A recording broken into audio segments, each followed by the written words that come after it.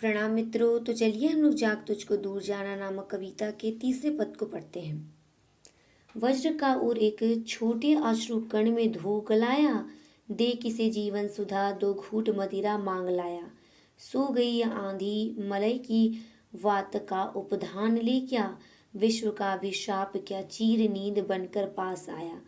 अमरता सुत चाहता क्यों मृत्यु को ऊर में बसाना, जाग तुझको दूर जाना। कवित्री लिखती हैं कि वज्र का उर एक छोटे अश्रु कण में धो गलाया, अर्थात आज तुम इतने निराश, उदासीन और अकर्मण्य क्यों दिखाई दे रहे हो। बताओ, यह क्या कारण है कि तुम्हारा वज्र के समान कठोर मन, जो विभिन्न प्रकार के कष्टों को झेल जाता था, आज यह मन किसी करुणामय याद के आंसुओं से घुलकर गल रहा है। यानी कि तुम किस करुणामय यादों को याद करके अपने समय को व्यर्थ कर रहे हो, अपने वज्र के समान हृदय को करुणामय क्यों बना रहे हो। तुम्हें अपने हृदय में वज्र सी कठोरता लानी है और रखनी है, ताकि तुम किसी के सामने कमजोर न पड़ जाओ। आगे भी लिखती हैं कि दे किसे जीवन सुधा दो घूट मंदिरा मांग लाया, अर्थात तुम अपने जीवन की अमरता यानी वीरता देकर किससे दो घूट शराब मांग लाया है। यानी कि तुम सही रास्ते का चुनाव नहीं कर पा रहे हो। तुम्हारे अंदर ऐसा कौन सा परिवर्तन आ गया जिससे तुम सही रास्ते का चुनाव करने में असमर्थ जान पड़ते हो। आगे भी लिखती हैं कि सो गई आंधी मलई की बात का उपधान ले क्या, अर्थात वे वीरों से प्रश्न करके कहती हैं कि जो तुम्हारे हृदय में आंधी रूपी विद्रोह थी, क्या वह सुगंधित चंदन की हवा का उपधान लेकर के सो गई है। यानी कि सुगंधित हवा को पा करके तुम्हारे भीतर मन में जो आक्रोश की भावना थी वह शांत हो गई है, वह सो गई है। तुम्हारे भीतर विद्रोह की जो आंधी थी वह शांत हो गई है। यानी कि तुम कोमलता के आगोश में आकर अपनी क्रांतिकारी प्रवृत्ति को खो बैठे हो। इस प्रकार से कवित्री वीरों को कहती हैं। आगे वे लिखती हैं कि विश्व का अभिशाप क्या चीर नींद बनकर पास आया, अर्थात आज तुम्हारी तीव्र अनुभूतियों में विश्व का दुख शिथिलता और धीमापन बनकर क्यों आ गया है।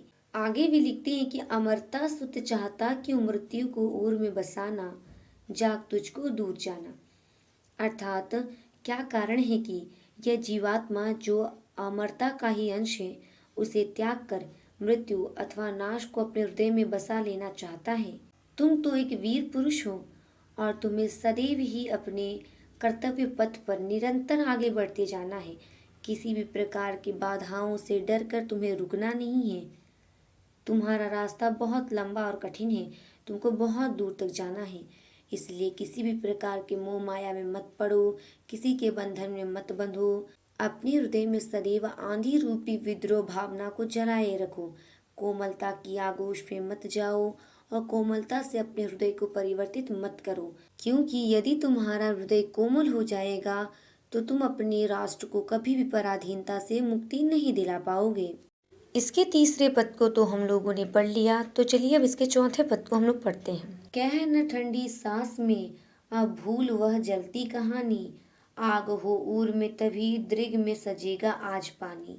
हार भी तेरी बनेगी मनीनियो जय की पताका, राख क्षणिक पतंग को है अमर दीपक की निशानी। है तुझे अंगार शस्या पर मृदुल कलिया बिछाना, जाग तुझको दूर जाना।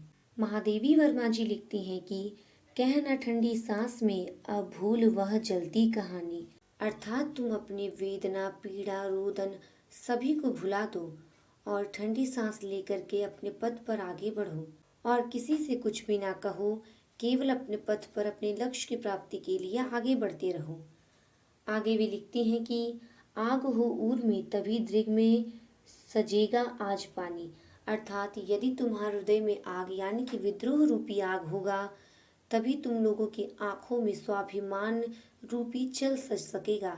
यानी कि यदि तुम्हारे हृदय में विद्रोह रूपी अग्नि नहीं होगी तो तुम कभी भी स्वाभिमान से जीना नहीं चाहोगे, और तुम्हारे हृदय में अग्नि रूपी विद्रोह की भावना रहेगी, तभी तुम्हारी आंखों में स्वाभिमान रूपी आंसू सज सकेगा।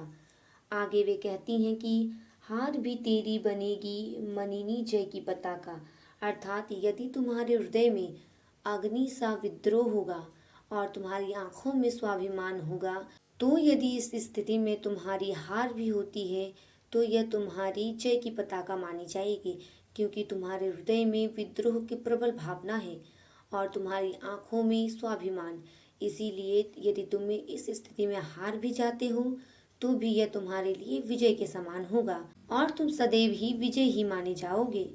आगे भी लिखती हैं कि राख क्षणिक पतंग को है अमर दीपक की निशानी।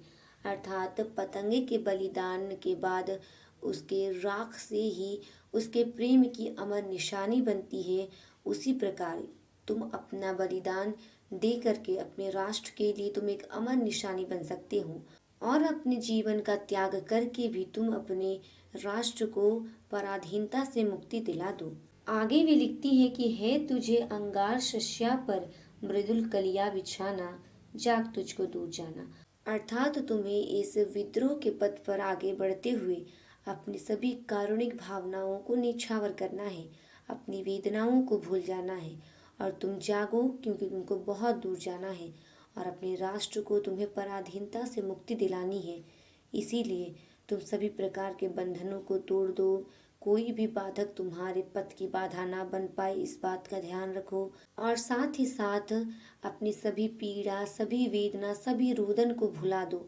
केवल और केवल एक ही बात याद रखो कि तुम्हें अपने राष्ट्र को पराधीनता से मुक्ति दिलानी है और अपने हृदय में सदैव अग्नि सी विद्रोह की भावना जलाए रखो। यहीं पर जाग तुझको दूर जाना नामक कविता के चारों पद समाप्त होते हैं और सब आंखों के आंसू उजले नामक कविता को हम लोग अगले वीडियो में पढ़ेंगे। तब तक के लिए धन्यवाद।